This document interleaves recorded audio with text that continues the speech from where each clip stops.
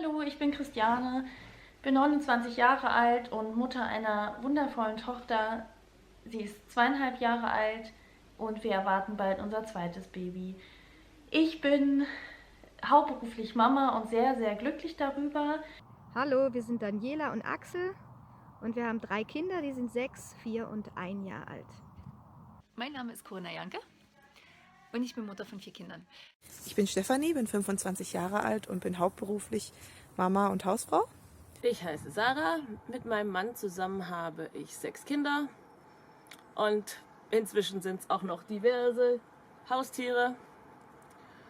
Ich bin seit 8 Jahren hauptberuflich Hausfrau und Mutter.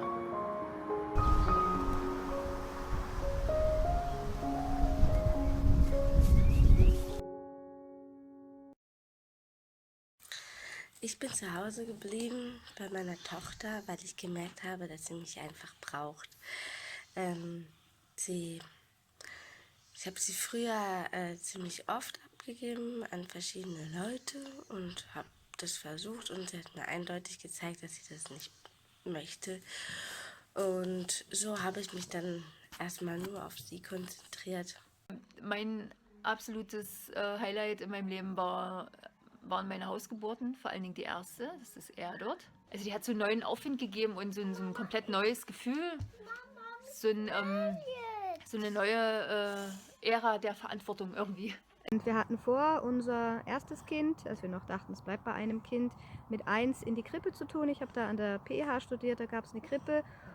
Und dann habe ich mich im Rahmen meiner Bachelorarbeit und auch darüber hinaus mit dem Thema Gruppenbetreuung, Frühbetreuung, Bindungs- und Bildungsprozessen beschäftigt.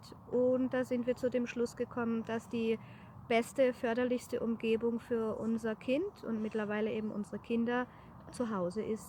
Wir haben einige Jahre in Schweden gelebt und ich fand es schlimm, wie die Frauen sich dort zwischen Vollzeitjob und ihren Kindern zerrissen haben. Das war Stress jeden Tag und Zeit für irgendwas anderes war gar nicht. In Deutschland entwickelt sich das gerade in die gleiche Richtung.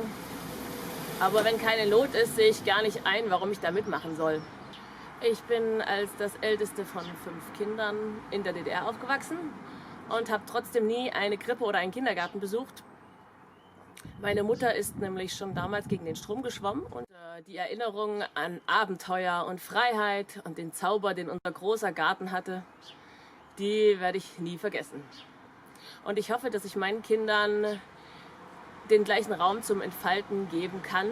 Die Entscheidung kam ziemlich schnell nach dem Abi, wo ich gemerkt habe, ich mache bei dieser Form der Emanzipation nicht mehr mit. Ja, eigentlich war es ja immer gleich. Erst ging es los mit, du bist ein Mädchen, mach Abitur, damit du später gute Chancen hast. Und damit wir es zeigen können, wie klug wir sind. Und dann hat man Abitur und dann, für was hast du jetzt dein Abi gemacht? Jetzt musst du doch auch studieren. Und dann habe ich halt gedacht, ja, Moment mal, und wann hört denn das dann auf? Dann geht es ja weiter mit, jetzt hast du ja studiert, jetzt musst du doch auch arbeiten. Gruppenbetreuung in den Einrichtungen, die meistens so ab 1,5 Jahren genutzt werden, ist aus unserer Sicht recht fatal. Das bedeutet für die Kleinen, für die Kinder einfach auch nur Stress. Fremdbetreut, ganz, ganz viele Kinder, die sich nicht kennen, Gruppenprozesse, die absolut entgegen der Bindung stehen. Und das hat uns auch erschreckt, dass so viele Menschen das wahrnehmen. Ja, weil es ja jetzt mittlerweile auch ganz viele Forschungsergebnisse gibt, die dem entgegenstehen, was die Stresspegel angeht, die Cortisolspiegel, die man bei den Kindern messen kann und weil uns Bildung einfach total wichtig ist und die Bindung vor der Bildung kommt.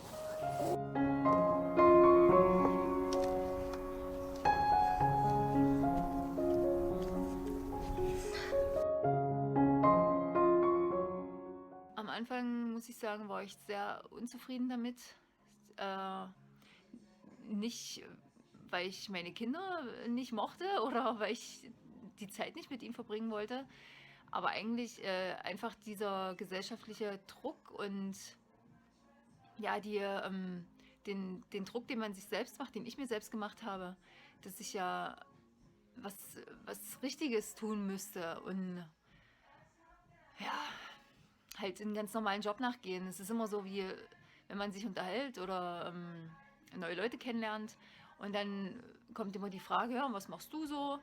Und dann fällt dann der Satz, ja, ich bin Mutter, ich habe 4 Kinder. Dann ist erstmal so ein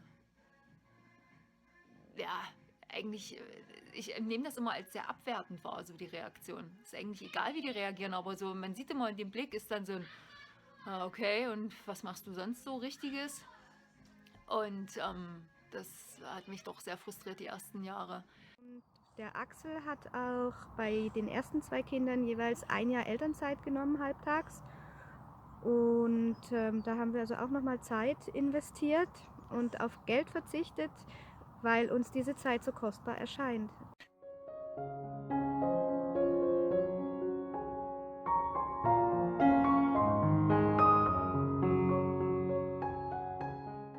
Ich habe mir, als meine Tochter 2 Jahre alt war, im vergangenen Jahr einen Traum verwirklicht und meine Selbstständigkeit aufgebaut. Ich gebe Malkurse für Erwachsene, für Schwangere und für Kinder. Bei den Kinderkursen kommt meine Kleine einfach mit. Das ist unser gemeinsames Projekt. Wir haben ganz, ganz viel Spaß zusammen. Und die Arbeit mit den anderen Kursen ist auch sehr bereichernd für mich. Mein Mann und ich begleiten seit vorigem Sommer Paare, die sich eine Hausgeburt wünschen, die halt überhaupt keinen Beistand mehr haben und die sich im Prinzip für eine Alleingeburt entscheiden würden. Ich genieße es, all die Dinge zu tun, die ich tun kann, dadurch, dass ich zu Hause bin. Ich mache ja viel nebenbei, meine Webseiten und Bücher und YouTube-Videos und Facebook-Gruppen und ganz viel, wo ich Leuten helfe, ohne dass ich dafür irgendwie Geld bekomme. Ich bin in meinem Job als Mutter natürlich sehr stark gefordert, aber ich bin mein eigener Chef. Und das ist mir echt viel wert. Und mit guter Organisation lässt sich sehr viel schaffen, habe ich gemerkt. Ich bin also jetzt mit 6 Kindern produktiver, als ich ohne Kinder war.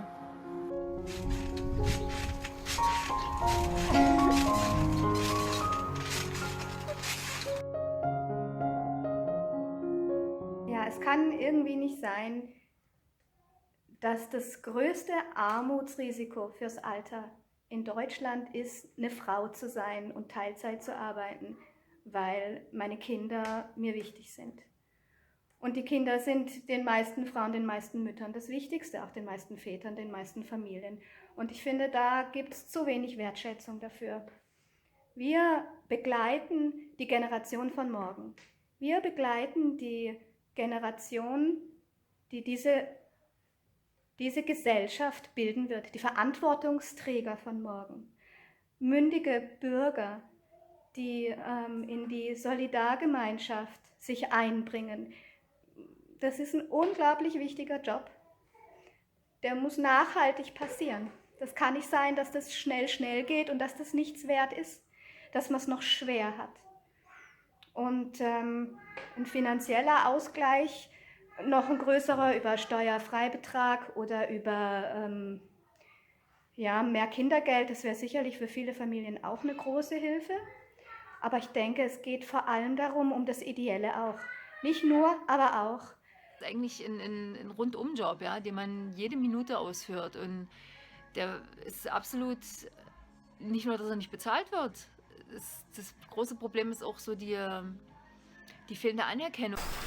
Ich wünsche mir, dass die Kritiker verstehen, dass Sozialisation im Mittendrin-Sein, im Dabeisein, im Leben passiert. Und natürlich würde ich mich auch freuen, wenn ich öfter hören könnte, was, du betreust deine Kinder selbst? Das ist ja toll. Kinder sind für ihre Mutter gut aufgehoben. Anstatt aus den verdrehten Augen zu deuten, dass man ja nur zu faul zum Arbeiten wäre und gar nichts Richtiges macht. Als ich aus der Schule kam und natürlich darauf getrimmt wird, immer gute Noten zu bekommen, viel Leistung zu bringen, damit man viel Anerkennung bekommt. Und klar, man hat das auch genossen.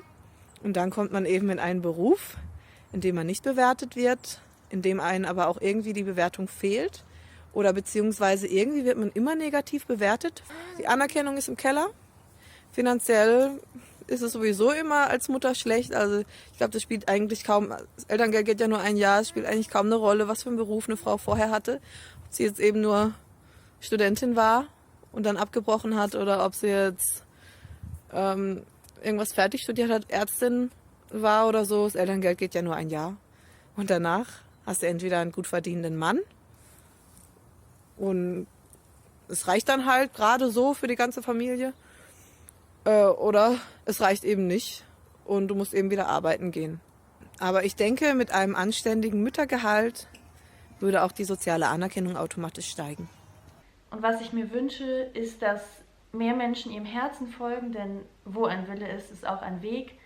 Ihr könnt das schaffen, jeder kann es schaffen. Es ist finanziell nicht leicht, aber es ist möglich und man bekommt so viel zurück.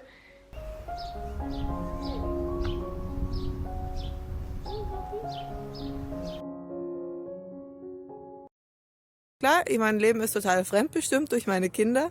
Ich kann nicht durchschlafen. Ich habe sie ständig an der Backe, muss mich nach ihren Bedürfnissen richten. Aber im Großen und Ganzen bin doch ich der Chef. Und ich bin halt flexibel. Ich kann, wann es mir passt, hingehen, wo ich möchte. Ich kann es nach dem Wetter richten. Wenn es schön ist, sind wir immer draußen. Also ich wollte nie wieder ein anderes Leben. Als hauptberufliche Hausfrau und Mutter habe ich das Gefühl, dass ich Zeit habe für die wirklich wichtigen Dinge im Leben. Die Arbeit zu Hause ist sehr anstrengend, aber es ist der allerschönste Job der Welt.